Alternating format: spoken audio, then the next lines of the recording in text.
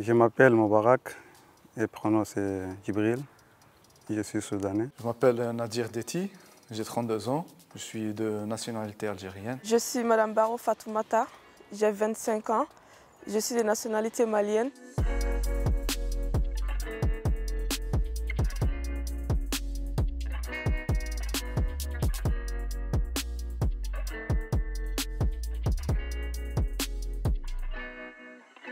Au Mali, j'étais étudiante. J'ai fait une école professionnelle pendant 4 ans où je me formais dans la comptabilité. Depuis 16 ans que j'ai commencé à cultiver avec mon père, donc j'ai appris ce métier-là en grandissant avec la famille. J'ai fait un bac+5 en informatique. Après obtention de mon diplôme, j'ai travaillé pendant 4 ans. J'étais en poste en tant qu'ingénieur informatique. Aujourd'hui, je suis en CDI. Effectivement, j'ai trouvé un poste technicien système et réseau dans la spécialité que je recherchais. Actuellement, je suis embauché. Je suis à CDI. Moi, j'ai fait tout ce qui est électricien. Donc, notre société s'équipe de rénovation. Là, je démarre bientôt un CDI à l'AMVE. C'est une association aide à la personne. Je crois que c'est le métier que je vais faire. Je suis bénévole au Secours populaire. C'est le Secours populaire qui m'a parlé du crépi et qui m'ont pris un rendez-vous avec le directeur. J'ai connu le crépi à travers Nofi. On a eu à faire des ateliers, des visites d'entreprise, des stages. On a été visiter des musées. Pour moi, c'était très difficile comment ça marchait de travail ici en France. Lorsque j'étais à Crépi, j'ai appris beaucoup de choses. Avec le crépi, toutes les rencontres étaient très intéressantes. Ça m'a permis d'avoir une vue, on va dire, de l'intérieur des entreprises qui m'a beaucoup aidé. Ils nous ont donné des conseils vraiment en or. Et à chaque rencontre au crépi, je ramenais mon carnet avec moi, je prenais mes notes. Et je l'ai toujours ce carnet-là. Découvrir un pays où on vient s'installer, c'est très important. Parce qu'au fait, on vient d'arriver, on ne sait pas forcément le pays. Il a été fondé sur quoi, quelles sont ses origines, quelles sont ses histoires. Et c'est une chose très importante de les étudier.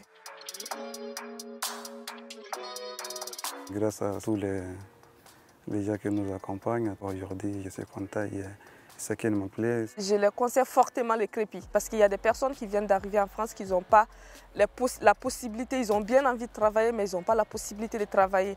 Et avec le crépi et avec notre motivation aussi, on a cette possibilité. Ce n'est pas que le crépi, le candidat, il doit être investi à 100% parce qu'on n'a rien sans rien. Énormément fier de mon parcours parce que j'ai traversé plusieurs épreuves où des fois on se sent démoralisé.